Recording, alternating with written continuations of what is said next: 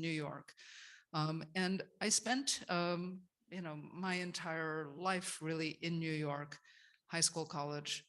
And it was during kind of time of sort of instability, and that was sort of built into me. It was somehow political consciousness and a resistance, kind of resistance was built in. I went to school at Cooper Union, first as an art student and then as an architecture student.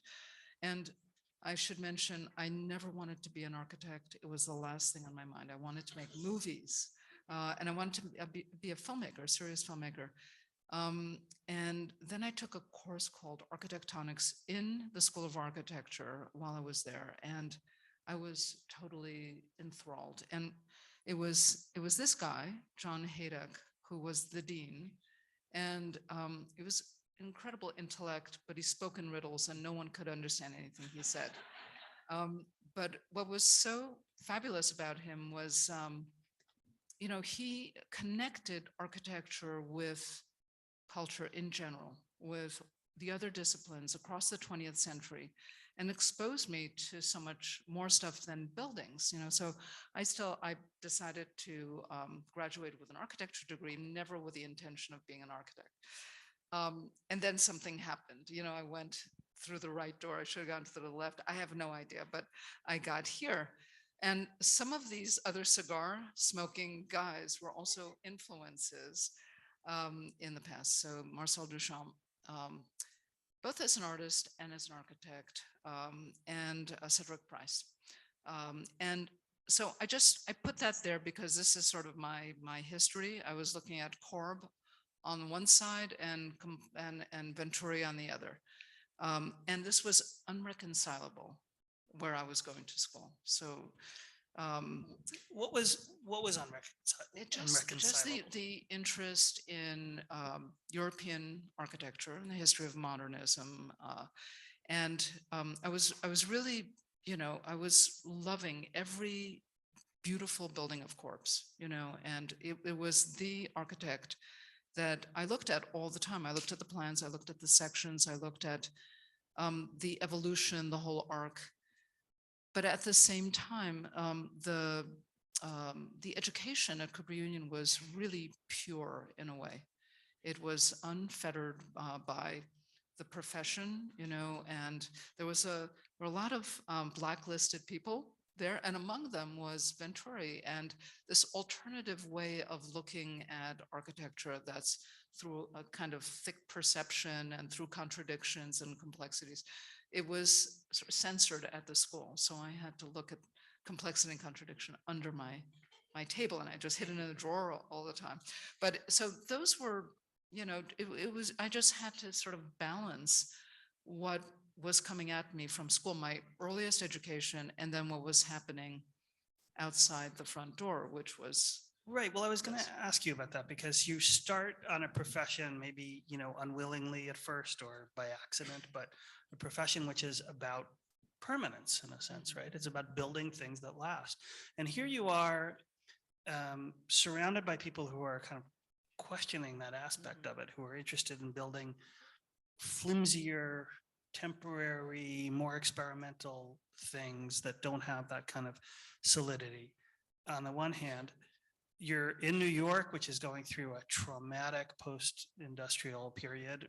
It loses its very economic basis at that time, is completely transformed. People are fleeing. The whole social fabric of the city is kind of starting to, fray in ways that were probably more profound even than were obvious at the time.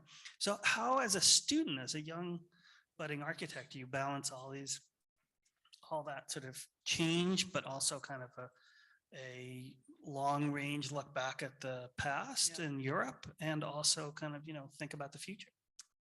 Yeah, I'm trying to think back how this resistance to the profession really had to do with a sense that it was morally corrupt in some way and intellectually bankrupt. And, I was probably, that was what I was thinking at the time. It was a time of resistance to anything and an anti-institutional approach to everything.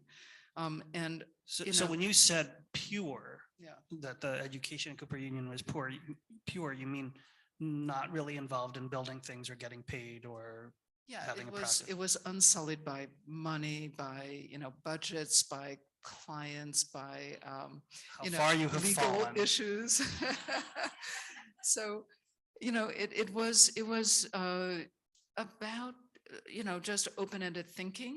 And it was very sort of conceptually oriented, but at the same time, it wasn't admitting what was going on in New York at that time. So this was a time when rents were cheap and artists were buying up for $5,000, huge loft spaces. Art started to take a different turn. It was a time of hyper production, I would say, and very, very exciting in New York. So, these are just a couple of influences. You had Trisha Brown, and you had Gordon Matta Clark. These are spatial practices. It just happens to be artist and choreographer, but totally about space and a total turn on for someone that is interested in alternative ways of thinking about space making, and Vito Acconci following pieces, and also just an introduction to media and what was going on in media. So, okay, so before I go on to that, um, I was very interested in having a spatial practice. I just didn't think that it was going to be about making buildings. And to me, the boundaries were very open. So artists were doing work across, across disciplines in theater, and theater was collaborating with science, and you had EAT. There was so much interesting stuff in the 70s that was going on. Yeah, so the whole definition of the arts and of culture was very porous. Mhm. And that was something that Gordon Matta Clark actually literalized, right? By opening big holes in buildings. And it was a time in New York when you could do that without. I mean, there were moments before buildings would be demolished, or sites that were not yet built on. Those were like temporary sites for artists to act, because there was a resistance to the institution of coming into the museum, of showing art on a white wall. And so these practices, and dance being in a classical theater, and behind a proscenium, so everyone was questioning, what's the relationship between the artist, the spectator, audience, and how that could have a sort of a broader impact than the conventional one. So all of these things were being questioned, and I was very drawn to that. So I was one of the few people that went to Cooper Union, studied with John Haydock, and didn't need psychotherapy afterwards. I was interested in lots of different things, and he was part of my life, but so were many other things. So I'm sure we'll get to this, but I just want to ask, maybe plant a thought for as we go forward. To what extent that sense of buildings coming down and going up, or really more coming down at that point, that sense of temporariness and recycling, how much of that has stuck with you over the years? When you are conceiving a building, are some of those images, I guess I ask because I recently went by the SOM tower on Park Avenue that's being dismantled. And it was now it's been dismantled and it's being reconstructed in a new incarnation by Norman Foster. But at the time that it was being dismantled by hand, and in New York City, you can't just blow something up peacefully. You have to take it apart by hand. So anyway, I passed it, and I was really struck by the fact that at that stage, you can't tell whether a building is coming down or going up. You don't know which way time is going when you're looking at that. So yeah, I was just wondering whether that's just an observation, right? Kind of Poetic. random, but I was just wondering how much of that sense, that feel that you had as a student still persists in your work I today. think for me, architecture is not, it doesn't have a lot of guardrails. So it could be in multiple media. I cross media all the time in my studio, does. It doesn't really necessarily have a time span. So a one-day project is could be as important as a, permanent project. I think I matured over the years. I was used to lobbing grenades all the time and being anti-institutional, but then I grew to understand that I could actually be a sort of an agent of change in the institution and stepping through the front door. But there, I wanted to show, because this is my partner, Rick Scofidio, who is a life partner, and also, I don't know how many years, like many years since the 70s. I think somebody, I don't know if it was you that was writing an article on couples. That somebody asked, I think it was you, and you asked, so how long have you been married? And I said, I think it was sometime in the 70s. I remember you couldn't remember when you heard. And you said, like, thank you for narrowing it down to the decade. And anyway, so then Charles Renfro joined us, and now Ben Gilmartin, and we have a big studio. But I wanted to show, some of these very early. This is a Hans Hake in '64. This piece they did in a white wall gallery, but a piece made with air. And so making air visible, another Hans Hake, who was a teacher at Cooper Union, with just condensation on a cube. And this one with Nakaya, the expo in 1970. And this is made of fog on a building. And where is this? This is in Osaka. So this is the Pepsi Pavilion. And then this is Hans Rucker, House Rucker.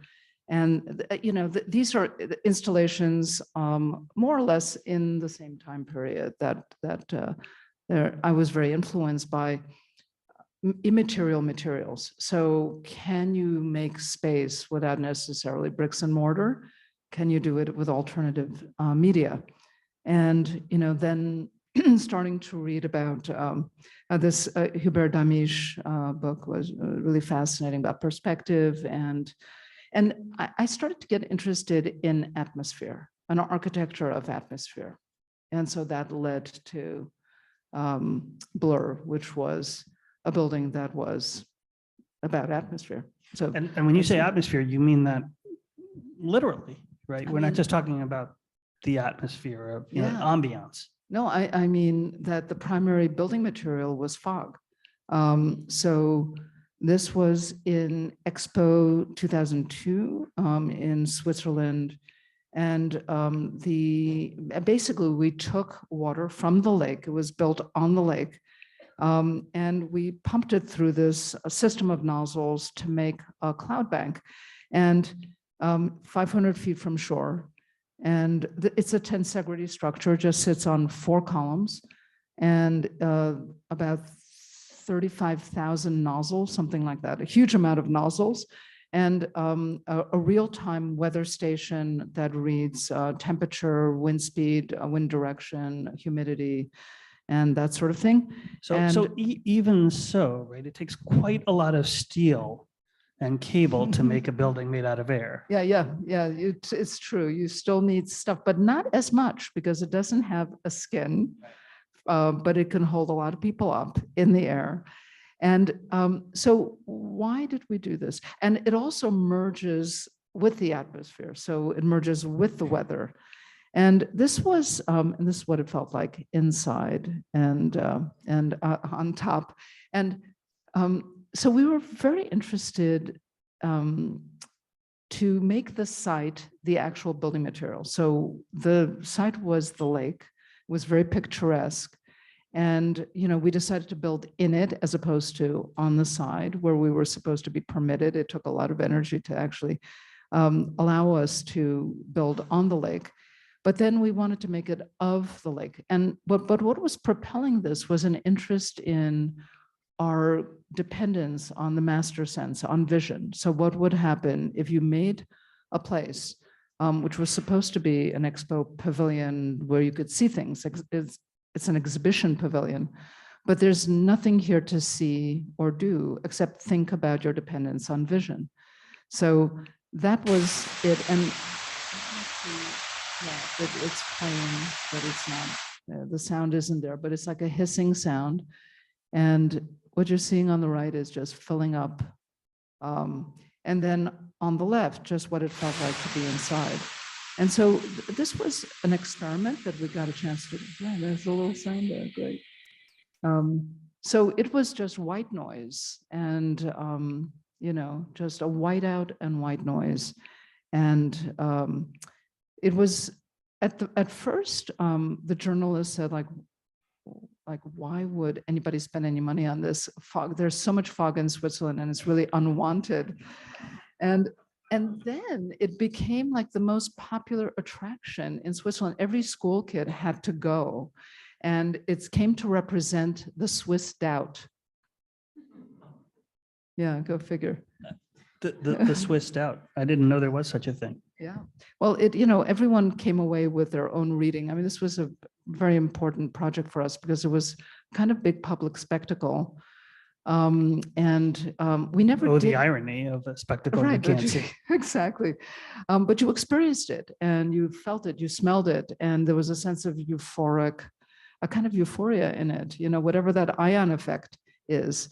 And so that's the next project queued up, but it was a very important sort of opportunity to test doing an environmental scale installation, but that was also a building. And by the way, even though it didn't have walls and even though it didn't have a purpose, it didn't have a program, the building department wanted us to have sprinkler system.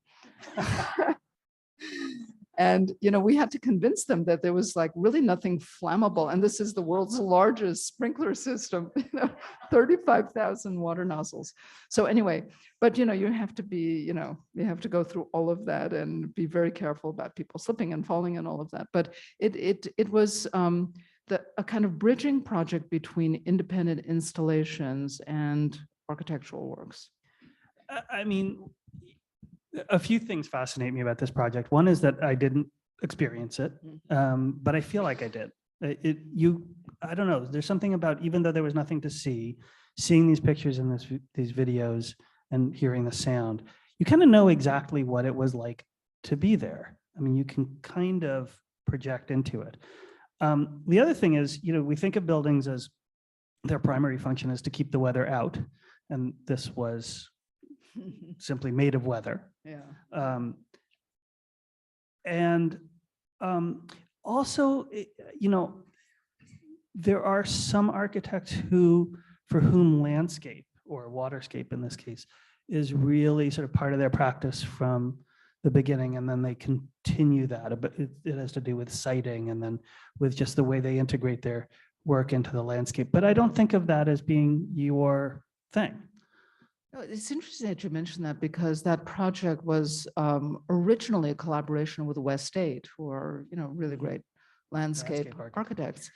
And we had a difference of opinion. We wanted to put something on the lake and they wanted to put it on shore. And so we decided to divide and conquer. We would do our thing there. They would do their thing on shore. There was nothing for them to do out there, I guess. Exactly.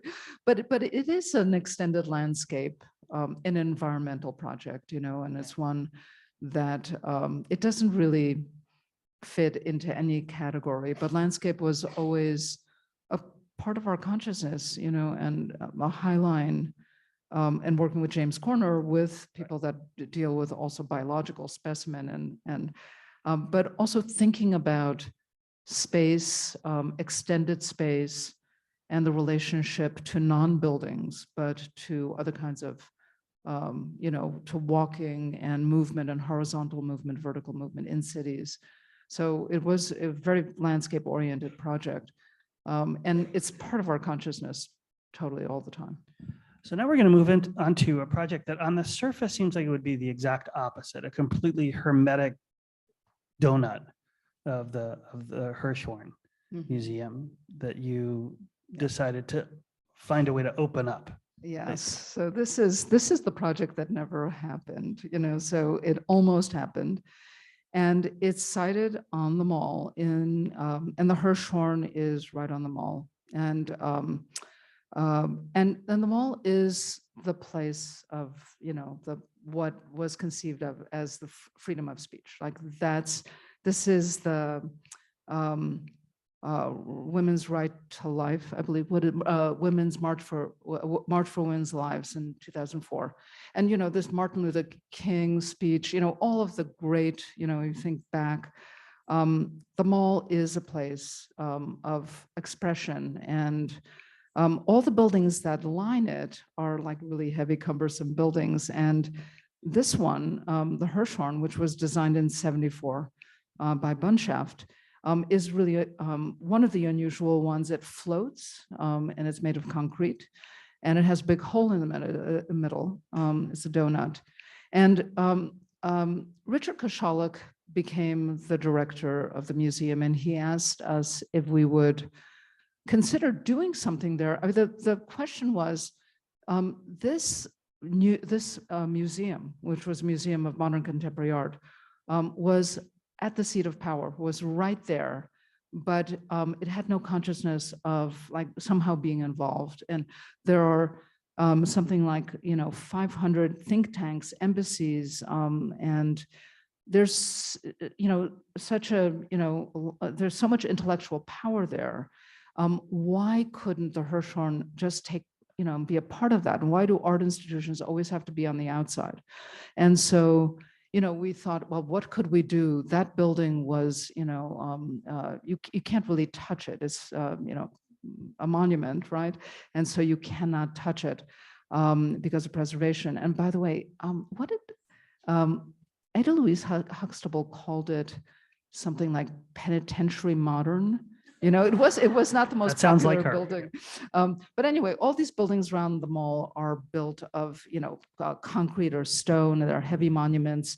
But this is coming back to this thinking and light turns. Also, we were not allowed to touch the building. What if we could inhale the democratic space of the mall, right, into the center, right through the donut? So it was a pneumatic structure that just went through the center, and it was tied up into it. It didn't touch any of the walls, so it was like it passed all of the tests for preservation. Okay, I need to ask you something. Yeah. When you're sitting in your studio with all of your collaborators, you're looking at that building, you're trying to figure out how to intervene, all of the constraints, and somebody, maybe you, proposes this basic idea. Mhm. What is the reaction? What is the collective, like, what does it feel like?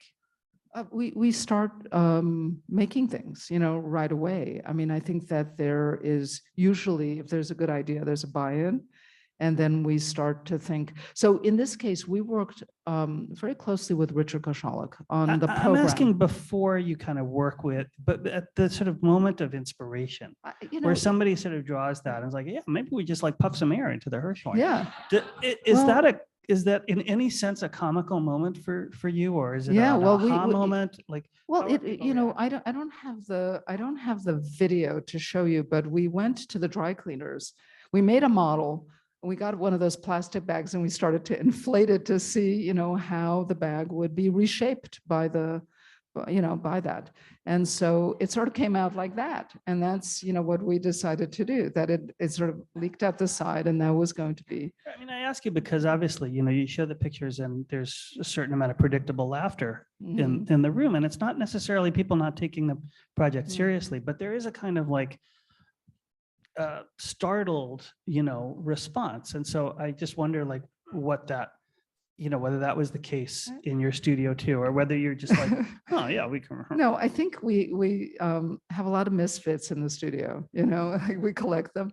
And it's a kind of irreverence, I think, that is sort of built into the way we think. But it's not necessarily so irreverent, because we felt very strongly that cultural diplomacy was important. And this was a place that isn't being used. It's empty. And, we can't put anything permanently there. We could make something that's seasonal. Well, how do you do that? You can't touch anything. You can't touch any of the surfaces. So it's kind of a pragmatic solution, that also looks good. But I have to say that there's also another pragmatism, like how do you get this by, because then you have to go through all the government authorities to build on the mall. So we explained that this would be a dome, like other domes on the mall.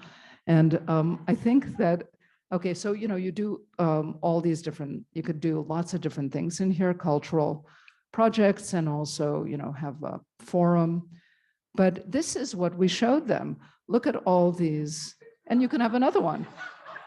And they they bought it, and it was a thing. It was going forward, and the only thing that held it up was money. And so it was engineered. And this is, the bubble popped. So 2013, it was heartbreaking because we had gone so far, and it was accepted. It went through all the authorities. It's just it was a time that they just couldn't. And you know what it is? The board of the Hirshhorn, no one could put a name on this thing because it was a temporary structure. It would come up seasonally twice a year. And because it couldn't be etched into stone, they couldn't really raise the money. Oh, okay. And So, and so they were back also when you were at worried Cooper what was Union, going on. so back when you were at Cooper Union, getting your pure education, that was not something you thought of, the naming rights for a temporary pavilion. No, because But that's learn the difference. you That's- learn this, through experience. But I think that it wasn't ill will, and I think Richard was an ally, in this sort of behavior, because he wanted to do something that was more than what a museum could do. And I think, when we talk about cultural institutions, we don't only look at paintings on walls. These are places where people gather and talk about the state of the world. And artists more than ever are speaking to issues of the world. And so And using space in all kinds of. in all different kinds of ways, and cultural institutions have a responsibility to be connected with the world.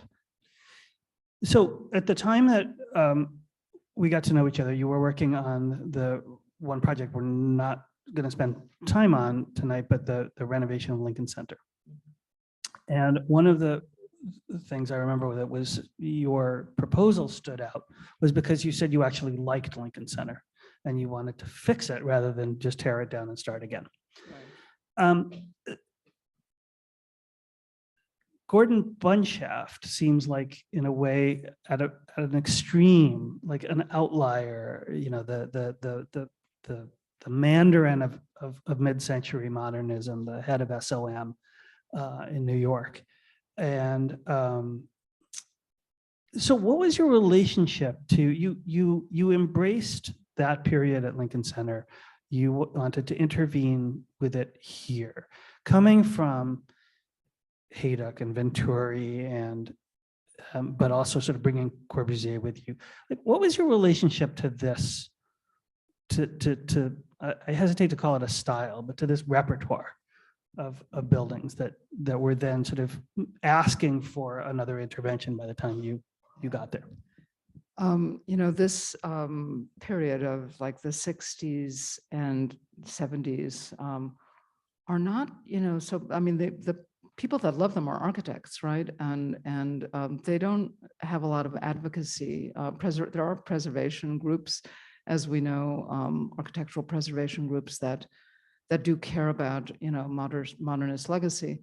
And, these buildings are not all fantastic necessarily, but they're really important in the legacy of a city. And so Lincoln Center, I grew up in New York most of my life, and I went there. I worked in the Performing Arts Library as one of my first jobs, and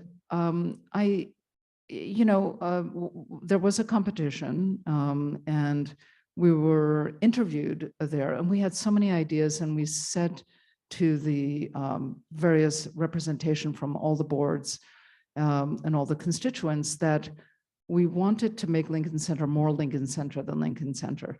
And what that meant was that there was something essentially fantastic there. The notion of putting all the arts on one campus, that was the first time that was ever done. And New York was really a leader. And buildings were, I mean, we know that those architects didn't get along, and they finally had a master plan, and those buildings are not Budgets were necessarily cut. the greatest buildings, but it felt like there's no reason to take them down. And some people wanted to dynamite everything. So when you're confronted with the chance to intervene, is a building that are those imperfections, or those sort of like that sense that a building is not the ultimate version of what it can be, a building that maybe you respect but don't love, is that an advantage to you? I think Would it be harder to come in and like fix up a building that needed some TLC but was like, yeah. Palladio?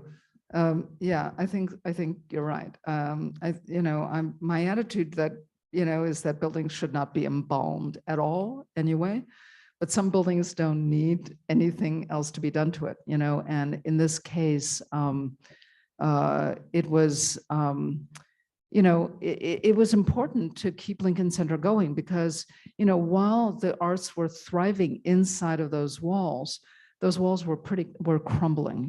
They were really, it was built on a lake, actually. The whole plaza was just filled with water. It was, dangerous. And people were not using the public spaces. And we felt that, the sort of thinking that went into late 50s planning and 60s execution, we've moved on multiple generations since then. And there are a new set of things that we find important, like being together, like being in open space, like maybe being, in those open public spaces in Lincoln Center without a ticket, when if you can't buy a $300 ticket to the opera. So we felt that there was a lot to do there, and we matured as a studio as a result of doing all those interventions. And we're going to talk now about MoMA, among other things, which is, a set of buildings that continued to grow over the years and has had a number of interventions. And yours is the latest and probably not the largest. No, it's definitely Taniguchi. Yeah, Taniguchi was huge. And I wanted to ask you at this juncture whether I don't think you've had the experience yet of having some other architect come in and fuss with one of your buildings. No, I haven't. I probably wouldn't respond so well, but I put these. There's somebody who comes along and is like, yeah, we respect it. It was of its moment, but it really needs some work. That's not going to wash. I think that's part of growing older. I'm sure that will happen in my lifetime.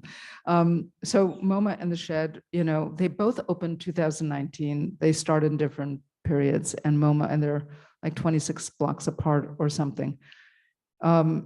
Edward Durrell Stone, Goodwin and Stone in 39, and then the succession of architects, Philip Johnson and Pelly and Taniguchi, and Nouvelle builds this extension that we're in the lower part of, and Todd Williams and Billy Chen in the Folk Arts Museum that unfortunately had to come down.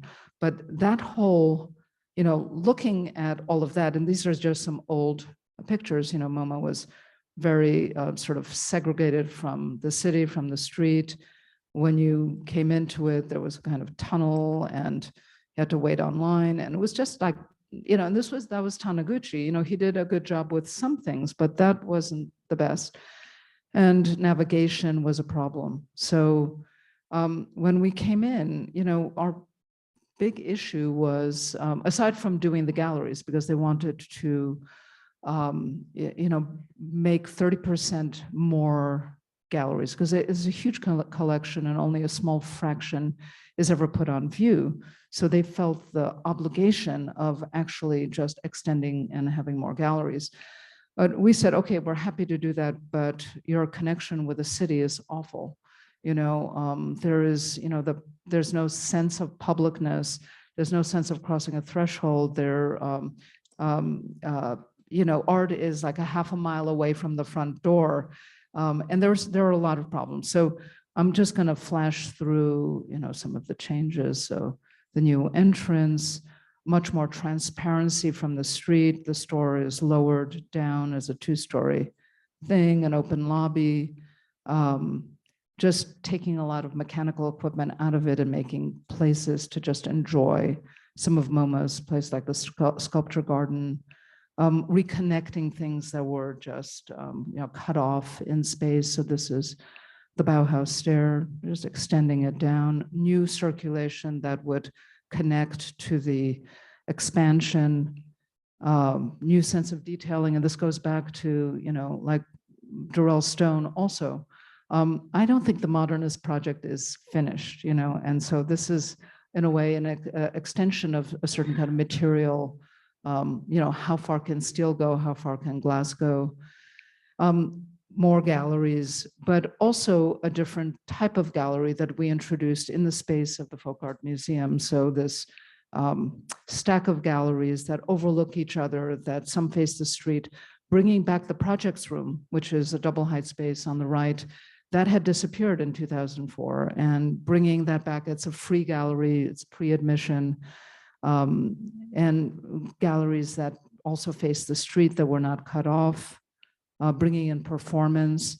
And so, the museum wanted to go across disciplines. They didn't want to be so divided, and we helped them do that, but we contributed something more to their program. So you certainly went to MoMA. I believe you exhibited in MoMA, a long time ago.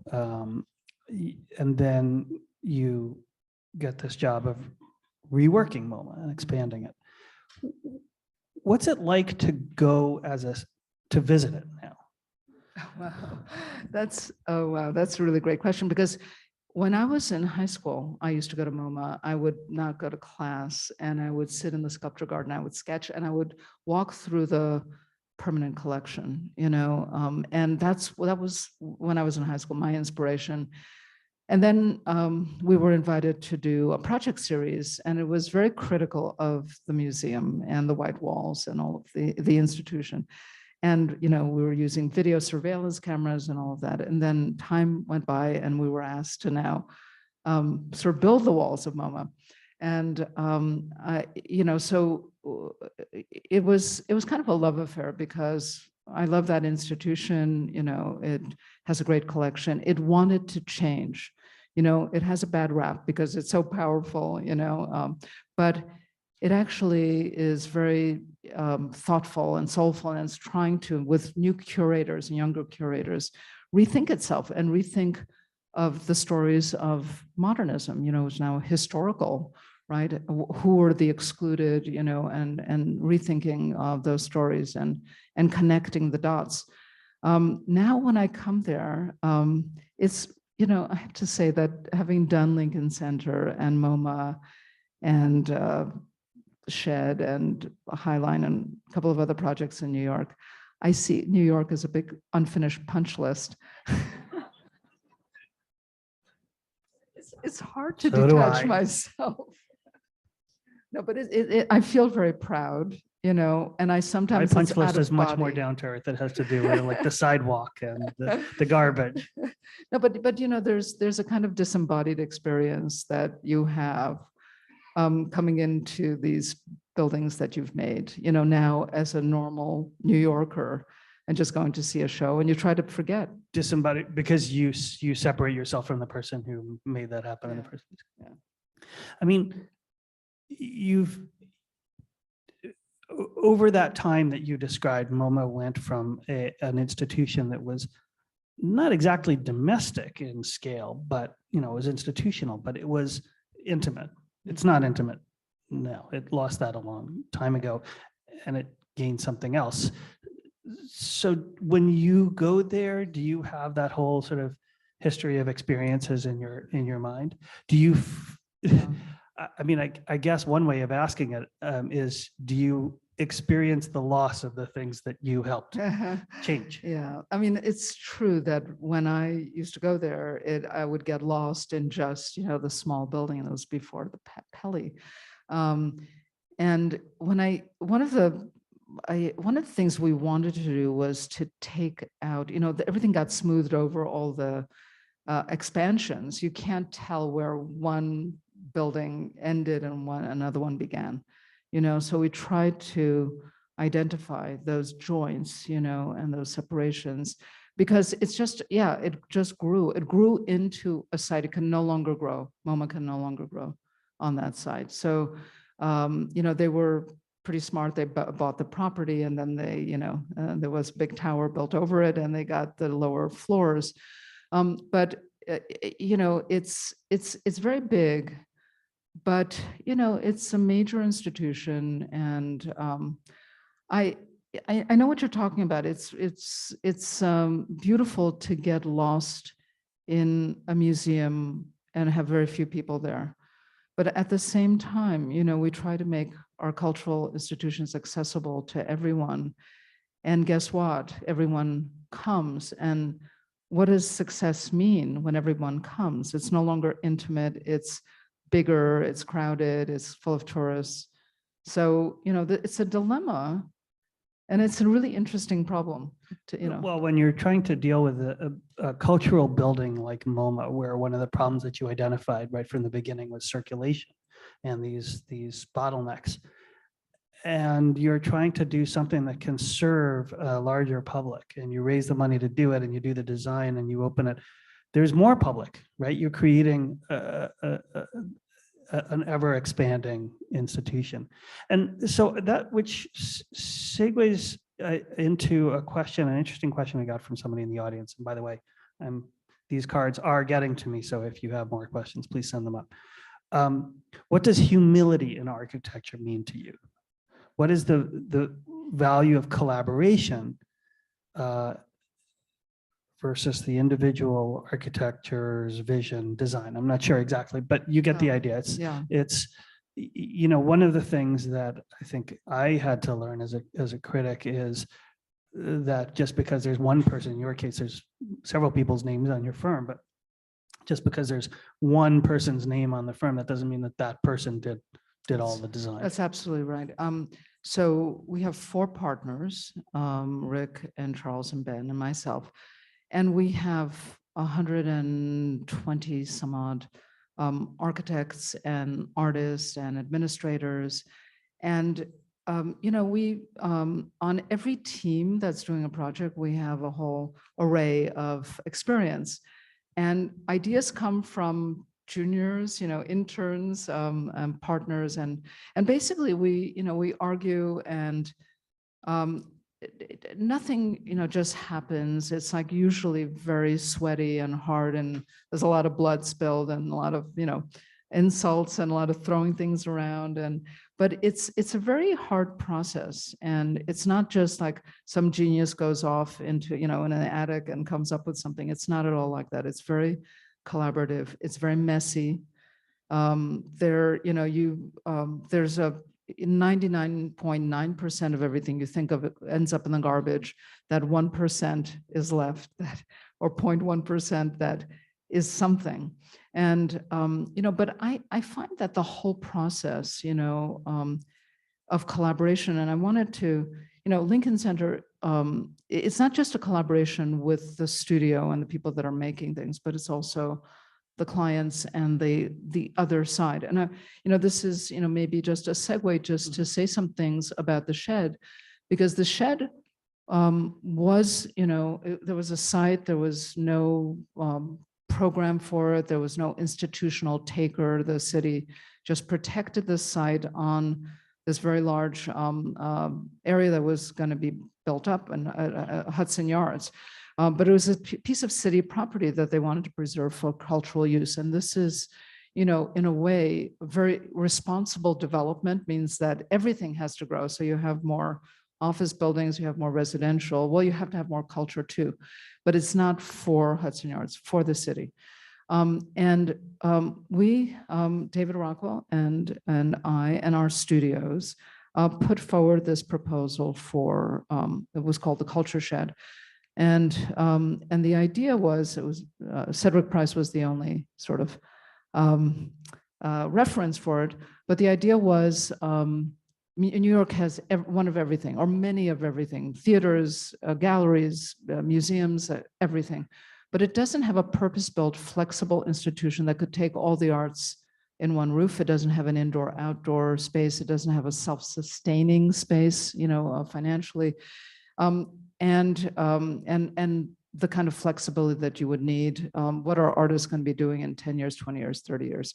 So I mention this because, this is this project that we somehow talked the city into. The city said, this sounds interesting, but, maybe you develop it on your own dime. So there was very little money.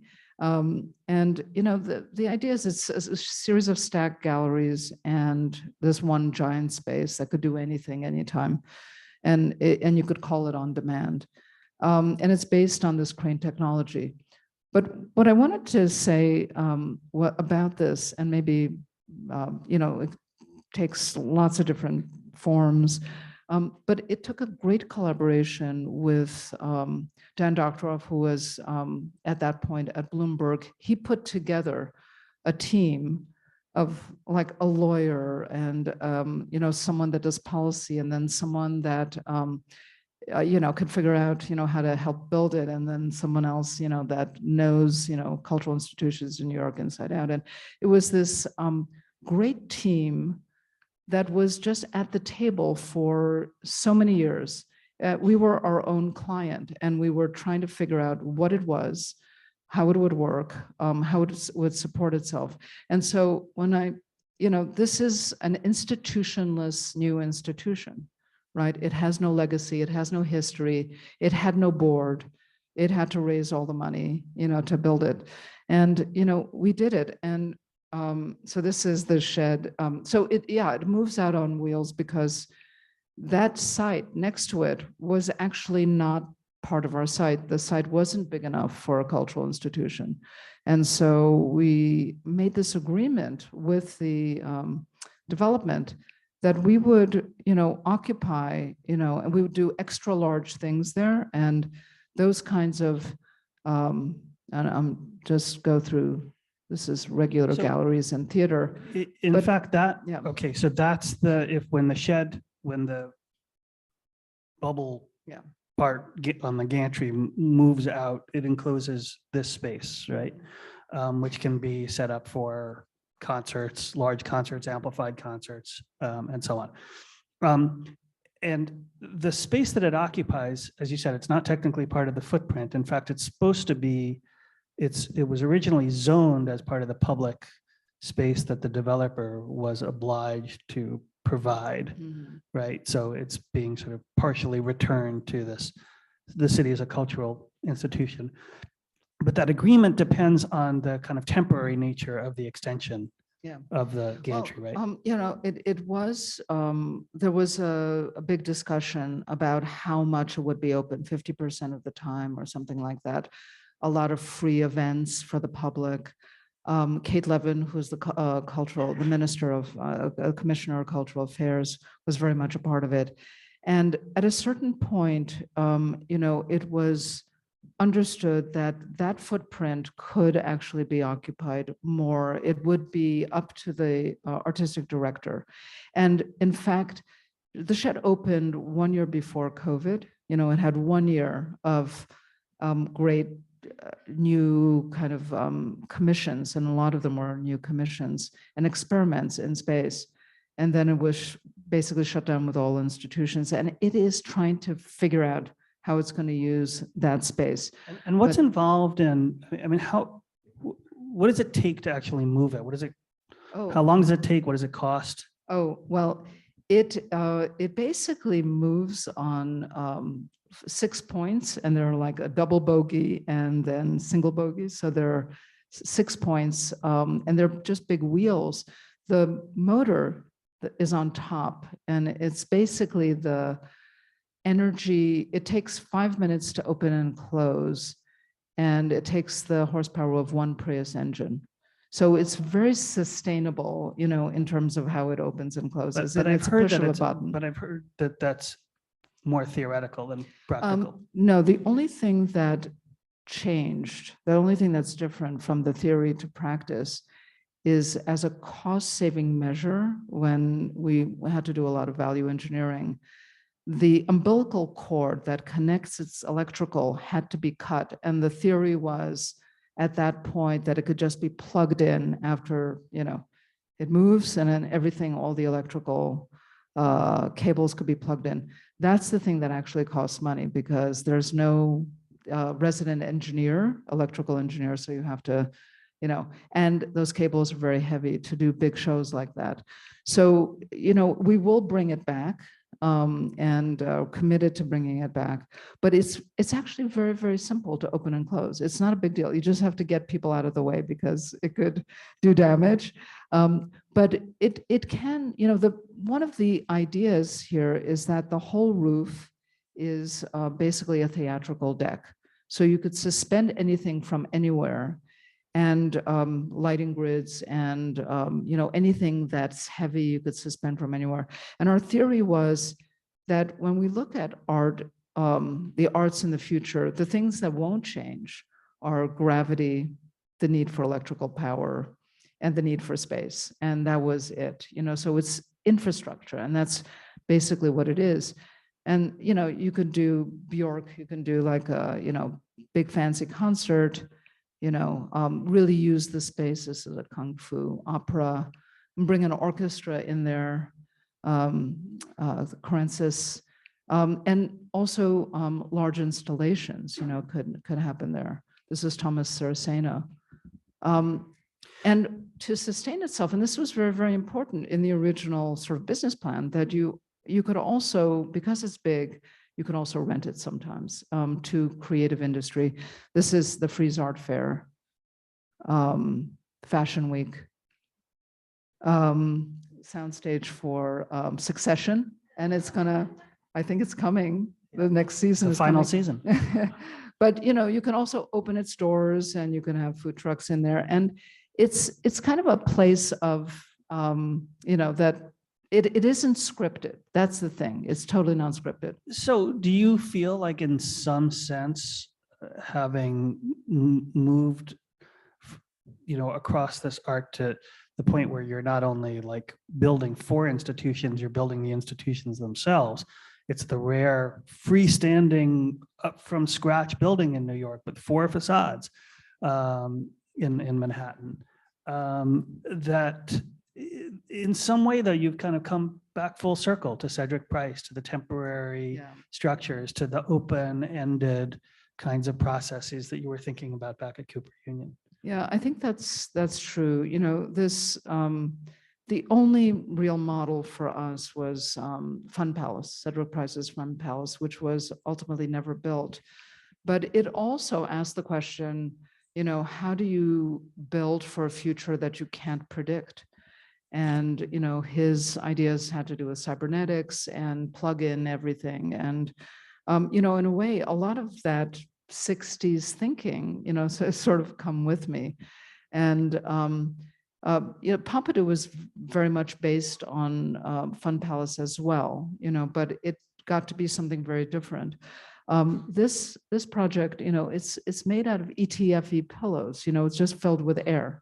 So that's how, it's 1/100th the weight of glass, that material just filled with low pressure air.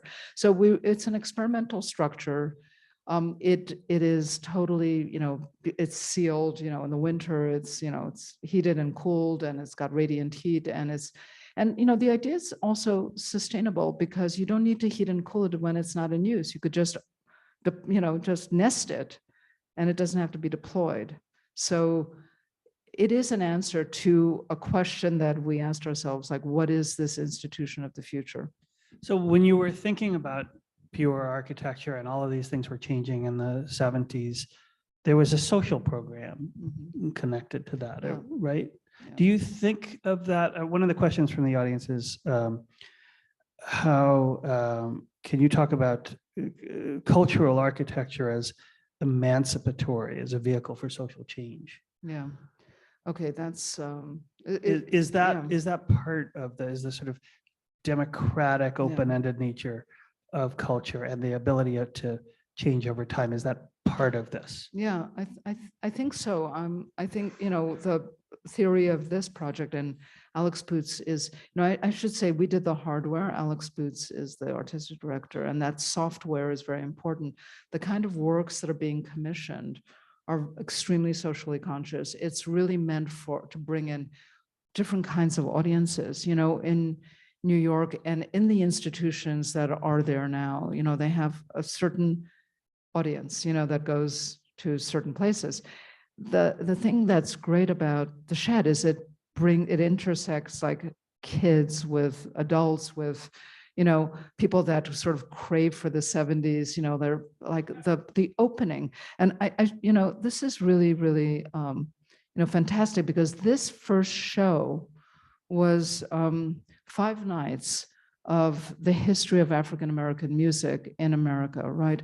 So it was anything from work songs to spirituals to all the way up, jazz and rap and soul, and to the present, right? To present music. And the people on stage were not like big stars; they were emerging talents, and it was brilliant programming, really, to initiate the Shed to new audiences. And at the same time, in the other space, we had Steve Reich, and we have, Gerhard Richter. Gerhard Richter and Erva Part. It's worth mentioning, I think, that I think they've been doing an open call, right, for New York artists. And so that's I think, part of that program. But it's a little paradoxical, partly because it's ensconced in Hudson Yards, which is perhaps the most radical expression of kind of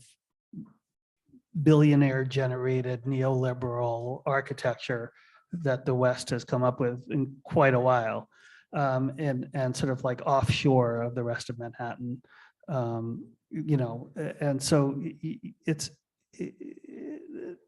there's an awkward fit. No kidding. Is that fair?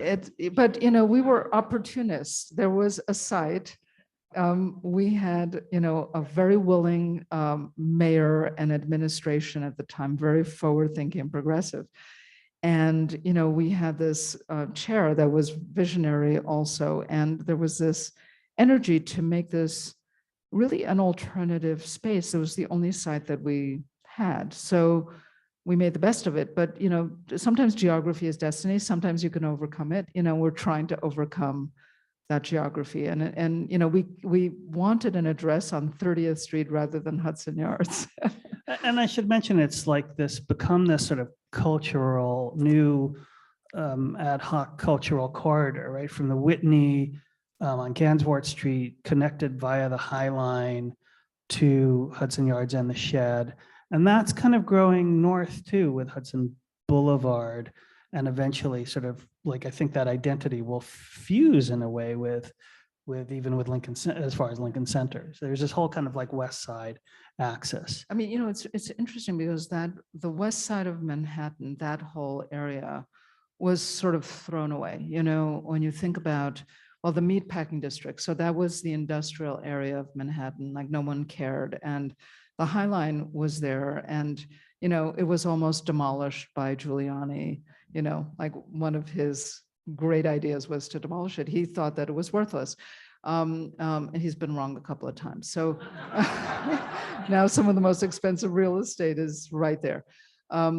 But that, then you had, the entrance to the Lincoln Tunnel, with all, and the bus terminal, with all those, really weird interchanges, and that whole West Side, even with the convention center, no one really goes there. It's very hard to get to. It's very hard to get through streets, and there is this initiative to bring this sort of far West Side, up and connect it back to Manhattan. Yeah, I mean, this is a whole other topic, but the way infrastructure, old style infrastructure, like the Lincoln Tunnel and the bus terminal, and the pedestrian highway of the High Line, the bike path along the West Side, and all of the piers and the landscaping there, all of these things, and the ambition to expand the central business district of Midtown to the west, which was a big part of the Bloomberg program. all of these things interconnect in the most impure way that I'm sure as a student you would have probably scoffed at. And which brings me to a couple of questions from the audience I've had that I wanted to sort of come back around. I don't know that we'll get to the last project because I want to ask you this. You're also a teacher. And what is it like for you to see, students in an academic environment, knowing all of the things that you do about how architecture actually gets made and how much it costs and how long it takes and what, how opportunistic you have to be. And, the sort of combination of humility and drive that you have to get anything done. How do you negotiate all those things with students now when it's such a different moment? I mean, you're not at Cooper Union or Princeton, but it's such a different moment than when you were a student. Right. I mean, I have always thought, I don't really teach what I know. I teach what I don't know, so I'm kind of learning with the students, and I put on the table things that I'm not sure I know the answer to. So we're thinking together. I sort of, there is a little bit of sort of brainwashing that has to happen because they come in with a lot of preconceived ideas about what architecture is. So I try to instill doubt in their minds, and then open them up to a spectrum of different possibilities, different media to work with, different associations. One of the things I asked them to do very early on is situate themselves among other thinkers, and they could be architects or writers or whatever. Where are you in this sort of cloud of people, let's say 21st century, artists and whatever, other makers, doers? And that helps them to, think about what they might believe in. Like, what do you believe in? That's really, really important. And it connects with present day, these students came to architecture school at a time when the world is in crisis, in a way that it wasn't when I was in school. We were just against the man, the institution. I mean, there were wars going on. We were, women's rights, there were a lot of things that were very important to us. But now, we're in a world that feels like it's crumbling. And how do you bring passion to their thinking that they can actually make change? And that it's a very challenging thing. And I do see that there's more activism, in their minds. Like, they really want to see that change. They want to get famous quickly also. There's another part of that. So does that mean that from the beginning they have to be, or you encourage them to be more engaged in the real world and the obstacles and the politics and the consequences of what they do? I think so. Yeah. It's not so much, the absolute pragmatics of running a studio and all of that, but it's the connectivity of architecture to everything else. It is, it's so interdependent. And I think that if that's bred very early in the students' minds, then they will apply what they've learned. And, I have them go through multiple exercises and they're destabilizing. And the reason for that is that I always, I'm trying to help. The exercises are destabilizing? What does that mean? Destabilizing. Well, like, for example, one of the studios that I taught recently was called Unprogrammed. And, the students were given a site, and they were given a program from, they had to draw one out of a hat, and they had to accommodate that program on that site. 2 weeks later, they were asked to exchange programs with somebody else. And 2 weeks later, somebody else had to punish them with, another program. And so through the whole semester, they had to think about, flexibility. I mean, this is one of the maybe biggest problems and one of the biggest challenges for architects, aside from climate change and, everything else that we have to think about, social justice. But that because of technology and because of the speed of communications and the way the world is changing so fast, Architecture is so slow. It's so heavy. It's so expensive. From the time you start, you get a brief to the time you finish a building, the program has changed. So how do you actually build for a moving target? How do you do that? And how does architecture actually defend itself as a discipline, at a time when, and maybe the only solution, and this is the bad solution, is that everything is so generic that you could just change programs around. But my position is that you can create architecture of distinction and still allow it to be flexible. And in a sense, the shed is attempting to do that. Which is, so this might actually, I'd like to close with that idea, because this was sort of my last thought about this, is how do you do something, MoMA, a client like MoMA has very, very specific requirements for, the temperature control and humidity control, the height of the ceilings, the way the lighting, the way people interact with the building moving from one gallery to another, and where all of the egress, all of those things, where the ticket, how the tickets are going to work, where the code check is, a long list of things that are constraining in hopefully creative ways, but they are very concrete, and they're very specific, and they're specific to MoMA's current needs. It perhaps allows them to rehang the art in different ways, but fundamentally, as an architect, you have to meet those needs, right? So how do you deal with that level of specificity and also create something that has the opportunity to be flexible and to be modified in the future as programs change, as needs change? How do you keep those things? It's really tough. I'm not sure I have the answer, but MoMA and the shed pose really different opportunities. In MoMA, the best we could do was to make state-of-the-art galleries that are flexible, because Taniguchi, despite some of the very good things he did, he made galleries that are kind of unchangeable, and they're all about the same size, and you promenade through them, and they're not very flexible in terms of how you hang shows. And, to enable, the problem is that the criteria is not necessarily only set by MoMA.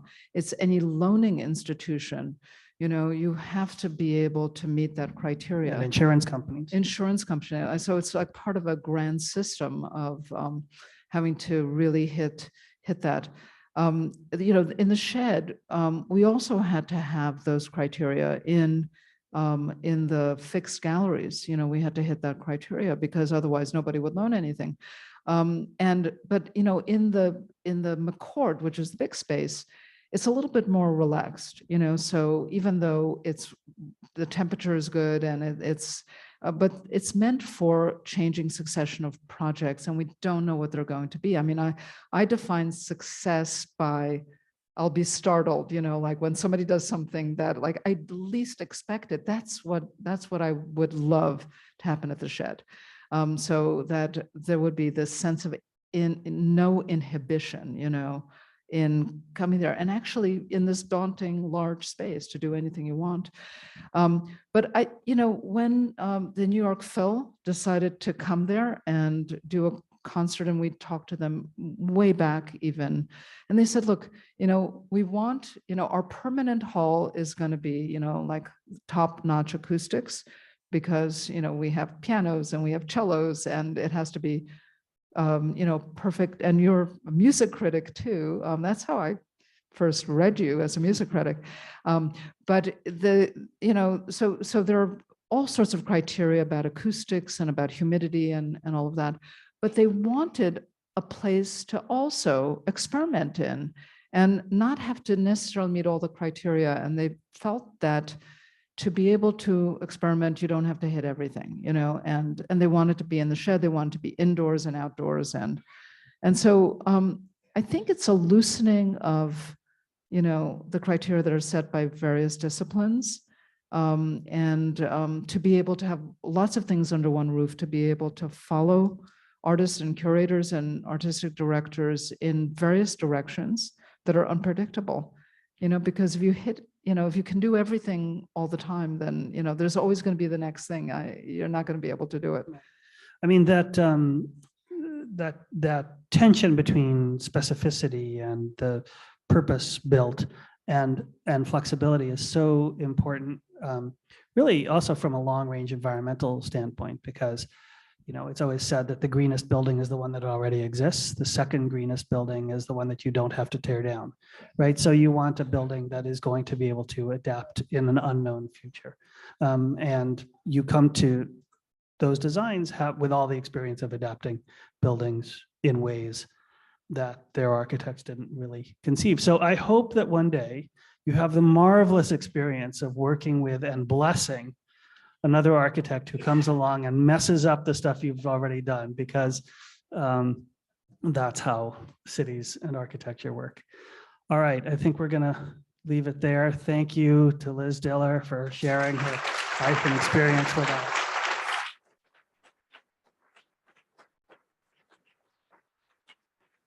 And thank you for your questions. I look forward to seeing you all March 30th for Anupama Kundu.